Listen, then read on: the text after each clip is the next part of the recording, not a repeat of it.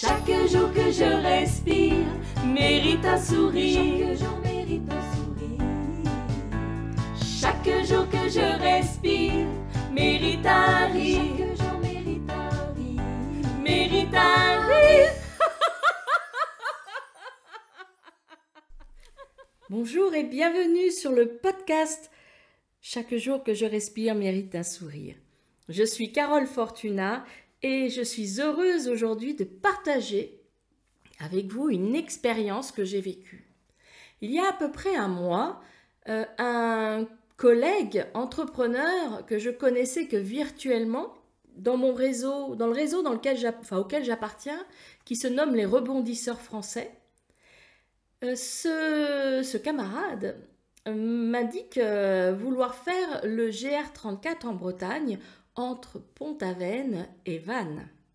À savoir que chaque kilomètre qu'il va faire, donc des kilomètres à pied sur le GR34, vont être transformés en euros pour financer des repas pour les enfants qui vivent de malnutrition dans le monde. Donc vraiment une promenade, une marche vertueuse que va faire mon camarade Jean-Michel Davot, d'ailleurs, pour ne pas le nommer. Et du coup, Jean-Michel me dit, rejoins-moi à Pont-Aven. Alors, il faut savoir que c'est à peu près à 50 km de chez moi. Viens me rejoindre et viens faire les premiers kilomètres de mon chemin. Alors j'ai hésité parce que j'ai un peu de surpoids. Et puis, j'ai vécu quand même 2 embolies pulmonaires, là, par le passé, ces dernières années, et que j'avoue que mon souffle n'est plus le même. Et j'ai peut-être, au fond de moi, une petite peur, c'est fort possible. Et puis, j'osais pas. J'avais peur d'aller le rencontrer parce que je me suis dit, lui, c'est un marcheur, moi, je vais le ralentir. Est-ce que je vais tenir ? Voilà, plein de questions qui venaient en tête et beaucoup de limites que je m'imposais. Et puis finalement, j'ai pris le courage de dire « Ok, j'y vais et je verrai bien ». Donc je suis partie rejoindre Jean-Michel à Pont-Aven et nous avons fait 1 heure de marche ensemble. Ça veut dire que j'ai fait 1 heure de marche au retour toute seule. Alors c'est vrai que les premiers kilomètres... je soufflais, j'avais un problème de respiration, c'était compliqué pour moi, mais j'ai quand même continué. Et je les ai fait. J'ai fait mes 7 kilomètres en tout de marche à pied avec plaisir. Alors pourquoi ? Déjà, la fierté d'avoir dépassé les limites que mon mental m'imposait. Parce que finalement, mon corps, lui, en était capable. Ça, c'est le premier point. Le deuxième point, c'était cette curiosité que d'aller à la rencontre de Jean-Michel et de le rencontrer dans la vraie vie. Ça m'est nécessaire. Je n'aime pas que vivre dans le virtuel.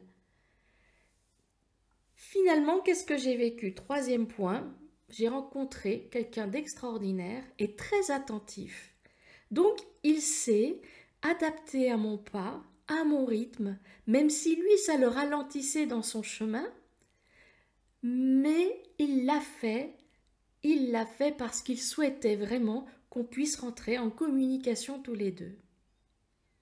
4e point, et ça, c'est pour vous parler du fait de ne pas être seule, de bien s'entourer.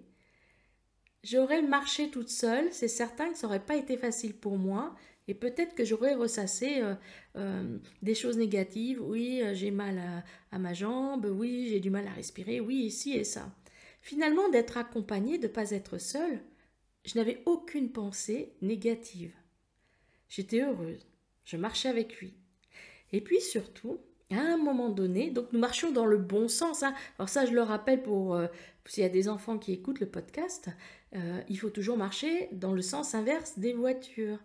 C'est-à-dire, là, nous n'étions que 2, donc nous avons marché sur le côté gauche de la route pour voir les voitures arriver. Donc nous marchions côte à côte puisqu'il n'y avait pas de voiture qui arrivait face à moi.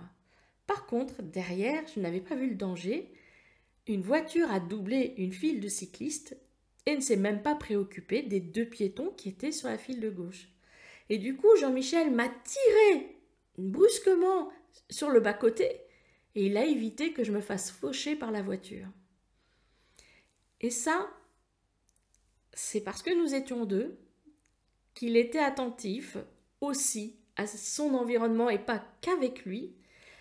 Et si je le transpose dans la vie déjà, notre vie personnelle, entourons-nous des gens bienveillants, mais entourons-nous, ne restons pas seuls, parce qu'on ne voit pas toujours tout. Et c'est grâce à la présence des autres que l'on peut ouvrir notre champ, notre champ des possibles, notre champ de vision. Et dans l'entrepreneuriat, c'est aussi important de ne pas se trouver seul, de ne pas travailler seul, mais de savoir s'entourer pour pouvoir là aussi ouvrir le champ des possibles. Du coup, j'ai tiré une carte de mon jeu Esprit es-tu là? Et alors, le hasard a fait que j'ai tiré la carte, le pouvoir d'oser. Alors, je vous lis cette carte. La formule magique du pouvoir d'oser est « Ce que les autres te reprochent, cultive-le. C'est toi. » Merci, c'est Jean Cocteau qui a écrit ça. « Ce que les autres te reprochent, cultive-le, c'est toi. » Bonne question. Ai-je assez confiance pour avoir le courage? Le courage d'oser. Vous voyez avec mon exemple, j'ai eu le courage d'oser d'aller à la rencontre de Jean-Michel, d'oser le ralentir pour l'accompagner sur les premiers kilomètres de son chemin. Le côté obscur du pouvoir d'oser, c'est quoi? Le doute qui paralyse, la peur qui emmure, la zone de confort qui endort, les excuses dont on abuse, la paresse qui caresse l'idée, sans jamais la concrétiser. Alors, si vous vous souvenez de ce que j'ai pu vous raconter au départ, j'étais totalement dans ma face obscure. Le pouvoir en action. Efface de ton vocabulaire les mots peut-être, je ne sais pas, demain.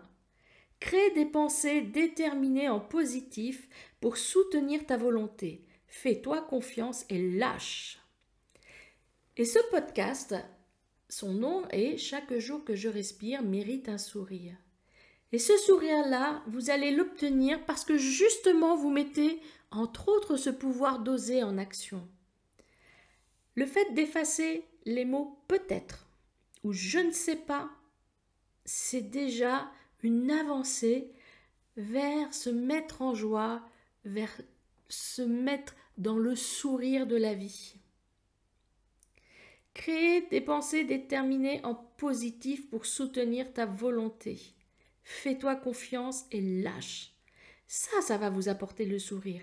Et là, quand j'ai accompagné Jean-Michel, là j'ai eu un sourire, vraiment, un sourire du corps, un sourire du cœur, un sourire de l'âme, parce que oui, j'avais osé aller au-delà de mes peurs, osé aller au-delà de mes peurs de ne pas être dans le confort avec ma respiration.